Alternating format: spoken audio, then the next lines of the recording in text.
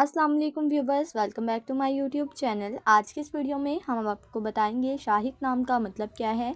शाहिक नाम का शुमार लड़कों के नामों में होता है। शाहिक एक इस्लामी नाम है। शाहिक नाम की इब्तदाई तारीख अरबी ज़ुबान से निकलती है। शाहिक नाम के अफराद के लिए खुशकिस्मत नंबर 1 माना जाता है। माहिरीन के मुताबिक शाहिक नाम के अफराद लड़के बहुत मेहरबान होते हैं। शाहिक नाम का मतलब है बुलंद मुर्तबा। शाहिक नाम के लड़कों के लिए खुशकिस्मत दिनों में बुध और जुमे का दिन शामिल है।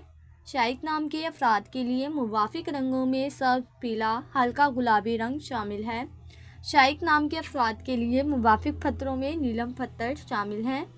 खुशकिस्मत वाली धातों में हिंसों के हिसाब से कांसी शामिल है।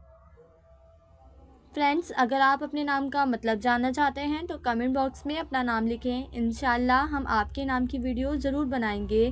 Thanks for watching. अल्लाह हाफिज़।